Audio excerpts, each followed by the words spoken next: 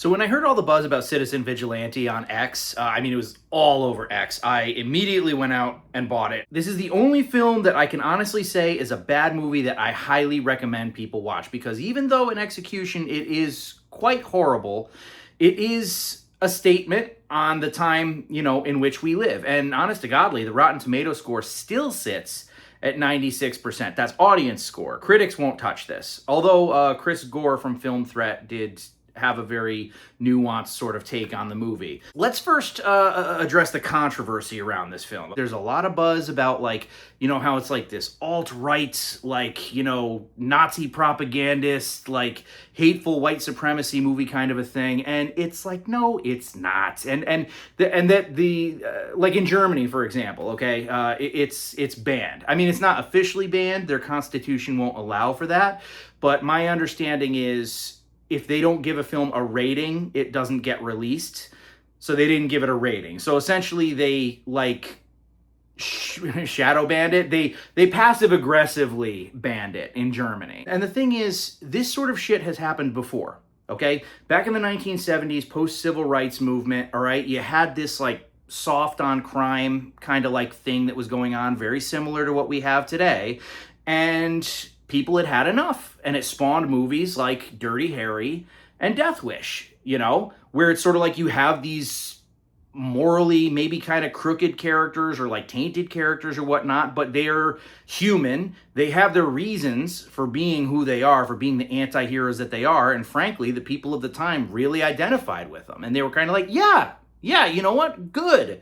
It's like a family who's a victim of any of these things. If they see a vigilante doing this shit, taking out, a particular type of people, they're not going to be like, oh, well, that's not right. They're going to be like, yeah, get them, for right or for wrong. As far as this movie not being objectively good, okay, where do I begin? Okay, first of all, Armie Hammer and the dude who plays Hoffman from the Saw movies, they were both really good. And actually, the girl who plays the 14-year-old rape victim, granted, she didn't have that much to do, but with what she had, I thought she did quite well. The problem is, every other periphery character in the movie is a godforsakenly shitty actor. So the movie opens up with this mother and her son, right? And they're in a supermarket and they're walking home. It's a nice, peaceful thing. All right, all of a sudden, this random guy, a migrant, comes up. He's got a knife behind his back and he just slashes the mother right in the throat. And she's bleeding out and stuff. And the kid's like, no, mom. And the scene should have been, really kind of poignant, obviously. The movie lets you know what it is right from the opening shot, but the kid is a really horrible actor. And I try not to pick on, kids, obviously. I also understand that this film was done on, a micro budget, but it was just, I couldn't take it seriously because the kid just wasn't selling me on it, And I was kind of like, yep, this feels like a U-Bowl movie. The movie is disjointed as all hell. There's a lot of stuff that just straight up, you can't make excuses for it. It just doesn't make sense. Okay, like the biggest glaring plot hole to me is the fact that the detective or the captain, whatever the hell, Hoffman, who's looking for this vigilante, all right, sees him in a bar, sees him switch out these drinks. These dudes were trying to date rape these women, and he switches the drinks when they go to the bathroom. And then he lets the women know what happened. But the police officer's watching this whole thing transpire, and then when he sees him leave, he grabs a glass basically to get a DNA sample, or I don't know if it was it must have been a DNA sample from the glass, okay? Now, Armie Hammer's character is not an unknown. He owns tons of real estate in Europe, and he owns nightclubs and shit like that. So he's a prominent figure in society, and the officer has physically seen him. And there's a scene where they go to raid what they believe is his house. So they know who this dude is. So when the next scene happens and you see Armie Hammer nonchalantly walking into his, office area, talking to his subordinates and shit, and it's not being raided, no properties being seized or anything like that, it just doesn't make sense. And then the fact that he conceals himself, when he's on camera and shit like that. It's why they have his DNA, they know who he is. The entire police force knows who he is. They were going after him.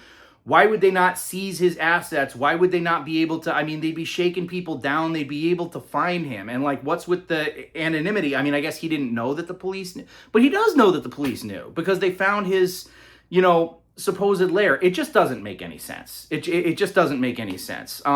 There are scenes that go on for way too long, but I will say that they're not so much boring as they are really freaking funny.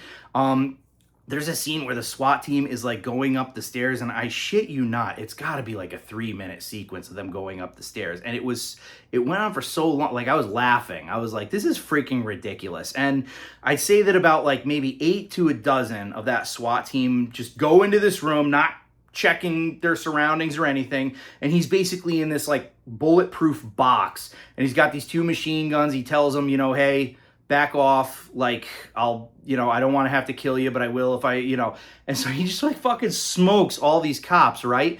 And it's this long drawn out scene. Again, there's like 8 to 12 of them, but it's like fucking brrr, brrr, brrr, brrr, brrr, brrr. It's just like it goes on for so long, and there's blood splattering everywhere. And I mean, like, this, even like the effects, like this dude's face, a cop gets shot in the head and his like face like falls off. It's glorious. I mean, it's glorious in like shitty filmmaking, but I do think that U-Bowl was trying to make a serious movie here. Just the whole way that he's able to operate, it just doesn't make any sense. Unless they were trying to imply that maybe the officer or some of the police were in support of him. That's definitely not the way the movie comes across, though. And if the officer is having doubts, could have fooled me. There was nothing to really indicate that. And they also try to, I'm not sure if U-Bowl was trying to make the character like sort of morally, like kind of ambiguous, like tell us he's not a good guy.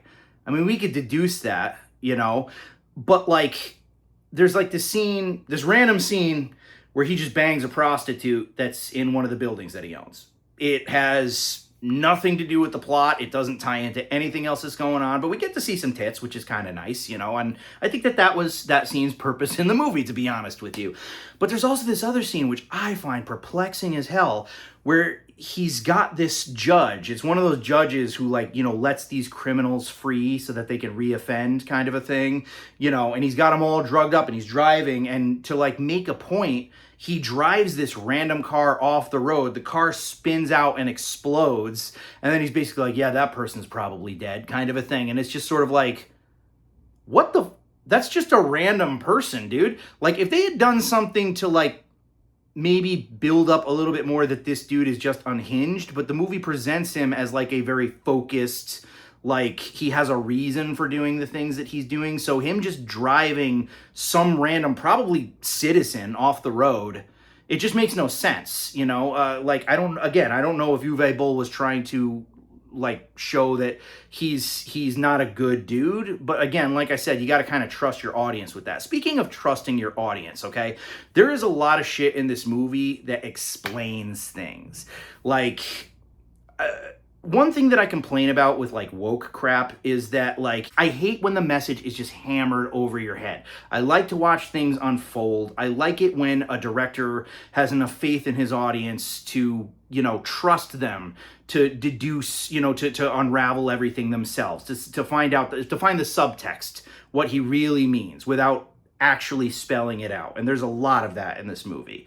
And it comes across as like almost kind of like God's not dead or something like that. It's a little bit preachy. I will say that despite the bad writing, the end scene really does do it for me. It's all over the internet. I'm not going to tell you, but it's basically when they say the quiet part out loud. It's like, oh, okay, this movie's not screwing around. This movie is going right for the jugular. It is like, here is the problem. Here is what people are having a problem with. It says what everybody's thinking, but they're too afraid to say, essentially, you know. And for that very reason, I have to give Uwe credit, Uwe Boll, whatever. You know, and I have to give credit to Armie Hammer for selling this role 150%. Some of these lines were atrocious. Some of the dialogue was atrocious, but he committed. Okay, he kept me going. I was interested to see what he was going to do next. He really made that movie. If there was one scene that kind of explained a little, it was that last scene. It probably could have been worded a little bit differently, but that was how they brought it home, and that was sort of where I was like, I respect this movie. It's not a good movie, but I respect it. I respect it because it does, well, it addresses really what's going on in our culture currently, but also Uwe Boll has brass balls dipped in titanium for making this movie. You know, I was talking about it with my brother, and it's like, I really hope that the next thing that happens, because like I said, shit's already kind of hitting the fan in certain areas of the world. I really hope that the next thing that doesn't happen, they don't throw them in the, you know, this is because of your movie, ja? The fact that this has a 96% on Rotten Tomatoes via the audience score, it's not a 90. I'm telling you guys right now, it's not worth 96%. It's not a good movie. But like the fact that it has that rating just goes to show you how much it resonated with people. Okay? And I do think, again, despite all the movie's flaws, despite the fact that certain parts make no sense and that it is objectively not a good movie, I think it is an important movie. And I think that people should watch it because it does portray the way a lot of people are thinking right now. And that's why a lot of people feel really cozy with it. Apparently, they're going to do a sequel that's slated for next year because apparently this is a massive success. Not that I'm surprised. Elon Musk posted it, I think, for 48 hours. You could watch it for free. So tons of people have seen it. Tons of people have been buying it on digital, yours truly included. So there's that, you know. But I think it would make an interesting trilogy. I mean, it would be nice if maybe Uwe Boll, not to disrespect him, but passed it off to somebody with, you know, a little bit more seasoned, but it's his thing. And not for nothing, if he made a second and a third movie, I would watch it. I would totally watch it. You know, second one, it would be really interesting if he took out, like, if like the ending, the climax would be like him taking out like a high ranking politician or something like that. And then like, you know, and then in the third one, it's like an all-out like civil war, kind of like Death Wish 3 kind of a thing, you know. Speaking of Death Wish, you know, the similarities to this and Death Wish,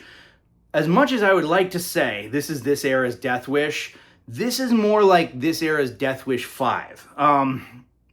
So take that for what you will. But I do think it is an important movie. I do think it needs to be supported, even if not just for the sake of Uwe Boll, you know, but just to kind of help push that message through, maybe get people to think, because not for nothing, this film has started a lot of conversations, you know. Say what you will. It's not a good movie, but it's an important movie. And that's my thoughts.